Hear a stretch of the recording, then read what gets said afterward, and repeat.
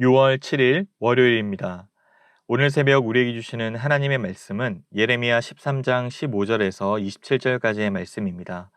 너희는 들을지어다 귀를 기울일지어다 교만하지 말지어다 여호와께서 말씀하셨음이라. 그가 어둠을 일으키시 전 너희 발이 어두운 산에 거치기 전 너희 바라는 빛이 사망의 그늘로 변하여 침침한 어둠이 되게 하시기 전에 너희 하나님 여호와께 영광을 돌리라. 너희가 이를 듣지 아니하면 나의 심령이 너희 교만으로 말미암아 은밀한 곳에서 울 것이며 여호와의 양떼가 사로잡힘으로 말미암아 눈물을 흘려 통곡하리라.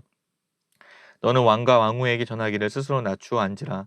관 곧 영광의 면류관이 내려졌다 하라. 네겝의 성읍들이 봉쇄되어 열자가 없고 유다가 다 잡혀가되 온전히 잡혀가도다. 너는 눈을 들어 북방에서 오는 자들을 보라. 내게 맡겼던 양떼, 내 아름다운 양떼는 어디 있느냐? 너의 친구 삼았던 자를 그가 내 위에 우두머리로 세우실 때에 네가 무슨 말을 하겠느냐? 네가 고통에 사로잡힘이 상고를 겪는 여인 같지 않겠느냐? 네가 마음으로 이르기를 어찌하여 이런 일이 내게 닥쳤는고 하겠으나 내 죄악이 크므로 내 치마가 들리고 네 발꿈치가 상함이니라. 구수인이 그의 피부를 표범이 그의 반점을 변하게 할 수 있느냐? 할 수 있을진대 악에 익숙한 너희도 선을 행할 수 있으리라. 그러므로 내가 그들을 사막바람에 불려가는 검불같이 흩으리로다. 여호와의 말씀이니라. 이는 내 몫이요 내가 헤아려 정하여 내게 준 분깃이니 네가 나를 잊어버리고 거짓을 신뢰하는 까닭이라. 그러므로 내가 네 치마를 내 얼굴에까지 들쳐서 내 수치를 드러내리라. 내가 너의 간음과 사악한 소리와 들의 작은 산 위에서 네가 행한 음란과 음행과 가증한 것을 보았노라. 화 있을진저 예루살렘이여 네가 얼마나 오랜 후에야 정결하게 되겠냐 하시니라. 아멘. 오늘 본문에서 예레미야는 유다의 임박한 심판을 전하면서 동시에 하나님께로 돌이킬 것을 간절히 요청하고 있습니다. 유다는 거듭된 하나님의 심판 경고에도 불구하고 교만했고 죄를 회개하지 않으므로 계속해서 악을 행하였죠.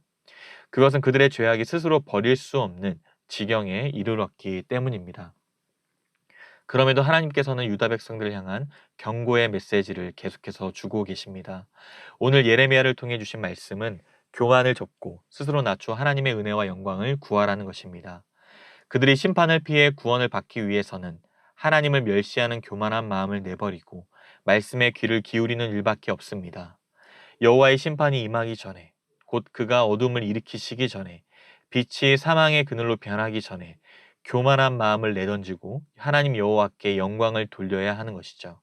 그렇지 않을 경우 설령 그들이 이 어두운 밤중에 빛을 간절히 바라더라도 하나님께서 새벽 여명으로 이끄시는 게 아니라 자연의 질서를 깨뜨리고 그것을 더욱 침침한 어둠과 짙은 흑암으로 바꾸어 놓으실 것입니다. 그리고 그들이 경고의 말씀에 귀를 기울이지 않는다면 그들의 교만으로 예레미야의 심령이 은밀한 곳에서 울 것인데 여호와의 양떼가 포로로 사로잡힘으로 인하여 하염없이 눈물을 흘릴 것임을 고백합니다. 이는 눈물의 선지자 예레미야의 탄식하는 마음을 표현한 것이겠지만 궁극적으로는 예레미야를 통해 표현되는 하나님의 탄식을 반영하고 있습니다. 공의의 하나님께서 자기 백성의 죄악에 대하여 벌을 내리시면서도 그들이 당할 심판의 고통으로 마음의 눈물을 흘리고 계십니다. 교만한 마음을 버려야 할 자들이 일반 백성만이 아닙니다. 왕과 왕후, 당시 지도자였던 여호야긴 왕과 그의 어머니 느우스다 왕후도 포함됩니다. 여호야김이 죽은 후 18세 왕이 올랐다가 3개월 만에 폐위된 여호야긴과 그의 어머니도 예외일 수 없습니다. 그래서 하나님께서는 예레미야를 통하여 그들에게 왕의 자리에서 내려와서 자신을 낮출 것을 명하십니다. 그 까닭은 그들의 영광스러운 면류관이 머리에서 벗겨져 떨어졌기 때문입니다. 그뿐만이 아닙니다. 유다의 남쪽 지방에 있는 성읍들이 이방 군대의 침략을 받아 포위받은 상태에 있으나 그 포위망을 뚫어줄 사람이 전혀 없는 탓에 온 유다가 남김없이 포로로 사로잡혀 갈 것이기 때문이었습니다.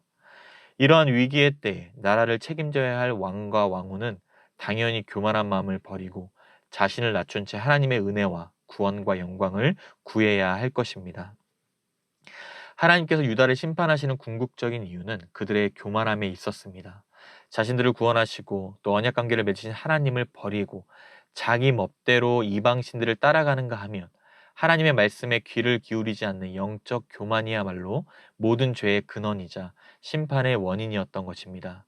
따라서 하나님의 심판을 면하기 위해 지위 고하를 막론하고 온 유다 백성인 교만한 마음을 버리고 하나님의 말씀에 귀를 기울이는 겸손한 자세를 가질 필요가 있습니다. 그렇지 않을 경우 빛과 어둠이 어둠과 심판을 받길 것이요 또 약속의 땅에서 쫓겨나 이방 나라의 포로로 잡혀갈 것입니다. 그리고 그것은 은혜로 택하셔서 구원한 자기 백성들을 스스로 징계하셔야만 하는 하나님의 가슴을 마음 아프게 하는 일입니다. 이어지는 13장의 마지막 단락인 20절부터는 예루살렘의 제압과 그에 대한 심판이 소개됩니다. 먼저 유다의 수도인 예루살렘에게 눈을 높이 들고서 북방에서 오는 침략자들을 바라보라고 하시면서 자신에게 맡겨진 양떼, 곧 그들이 자랑에 맞지 않던 아름다운 양떼가 지금 어디에 있는지를 살펴보라고 말씀하시죠. 이는 그들이 자신에게 맡겨진 여호와의 양떼를 전혀 보호하지 못하는 무기력한 모습을 보일 것을 암시합니다. 이를 좀 더 구체적으로 보여주는 것이 21절의 말씀입니다. 너의 친구 삼았던 자를 그가 내 위에 우두머리로 세우실 때 네가 무슨 말을 하겠느냐? 네가 고통에 사로잡힘이 상고를 겪는 여인 같지 않겠느냐? 그동안 공들여 온 이 동맹 관계를 맺었던 나라 곧 남왕국의 여호야김 왕이 3년 동안 조공을 바쳤으나 3년 후에 배반한 바벨론 왕국이 유다 나라를 공격하고 지배한다면 예루살렘은 무슨 심정으로 무슨 말을 할지 아마 해산하는 여인처럼 온갖 진통에 사로잡힐 것을 말하고 있습니다. 그리고 예루살렘은 마음속으로 어찌하여 이런 일이 생겼을까 하며 탄식하겠지만 사실 예루살렘의 이 치마가 벗겨지는 큰 수치를 당할 것이고 그의 발 뒤꿈치가 상하는 그들의 수많은 죄악 때문이었습니다. 완전히 죄악에 빠진 모습은 구스 사람이 자신의 피부 색깔을 바꿀 수 없는 것이나 또 표범이 몸에 있는 반전들을 바꿀 수 없는 것과 같습니다. 만약 그렇게 할 수만 있다면 죄악에 익숙해진 그들도 선을 행할 수 있을 것입니다. 이제 24절과 25절에서는 유대 백성을 이제 사막의 바람에 불려가는 검불처럼 산산이 흩어질 것인데 이러한 심판은 하나님을 버리고 거짓된 신을 섬기는 그들에게 당연히 배정된 몫이라 할 수 있습니다. 하나님의 두 번째 심판은 젊은 여인으로 의인화된 예루살렘을 빗댄 것으로서 그의 치마를 얼굴까지 들어 올려서 그 몸의 수치스러운 부분을 드러나게 하는 방식입니다. 그들이 이러한 심판을 받는 이유는 음란하게 소리를 지르며 간음하고 부끄러운 일들을 행했기 때문이요.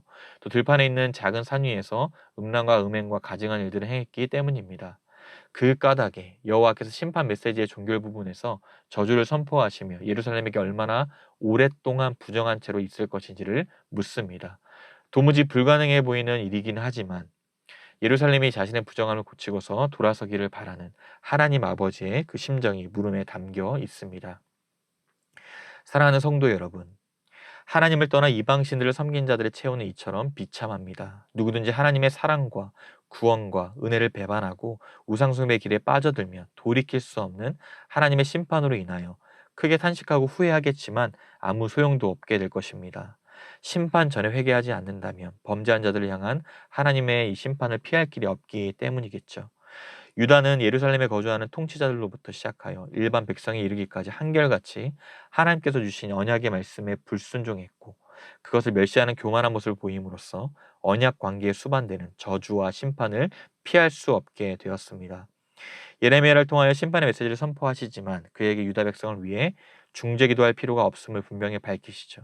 이제 이방인 곧 바벨론 군대가 유다를 침공하는 일, 또 그들이 포로가 되어 바벨론으로 사로잡혀갈 일만 남아 있습니다. 그럼에도 불구하고 예레미야의 이러한 탄식과 항변에 대해 하나님께서는 그를 괴롭히는 자들에게 별도의 심판이 있을 것이라고 위로의 말씀을 주십니다. 그의 예언 사역이 더욱 힘들어지겠지만 믿음과 용기를 갖고 인내함으로 끝까지 자신에게 주어진 사명에 충실할 것을 명하시죠. 언젠가 하나님께서 자기 백성을 향한 심판을 거두시고 또 그들을 포로로 잡혀간 땅에서 또 고향으로 돌아오게 하실 희망의 미래를 열어주실 것이기 때문입니다.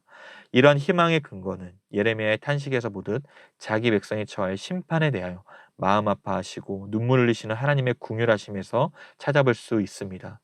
죄가 더해갈 때 유일한 해답은 은혜를 구하는 것입니다. 은혜란 결국 모든 벌어진 사건이 저주와 실패가 아닌 구원과 소망의 계기로 변화되는 것임을 믿으시길 바랍니다.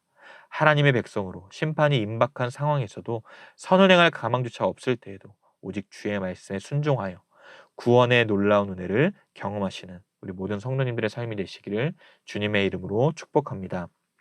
기도하겠습니다. 하나님 아버지, 크신 은혜와 사랑을 감사드립니다. 유다에 임박한 심판의 말씀을 통해 교만을 내버리고 하나님께만 귀를 기울여 주의 뜻에 순종할 수 있도록 인도하여 주시옵소서. 심판이 임박했고 피할 길은 없을지라도 주의 말씀을 따라 회개함으로 소망을 붙드는 은혜 또한 허락하여 주시옵소서. 날마다 주의 말씀에 청종하며 완고한 마음을 벗어버리고 하나님의 뜻을 따르는 우리의 모든 삶이 되게 하여 주시옵소서. 이번 한 주도 주님의 뜻을 이루게 하여 주시옵소서. 감사드리며 살아계신 예수 그리스도의 이름으로 기도드리옵나이다. 아멘. 개인적으로 기도하실 때 오늘 주신 말씀을 붙들고 기도하시고 주간 기도 제목을 따라서 부산과 민족을 위해 이번 한 주간의 승리를 위해 기도하겠습니다.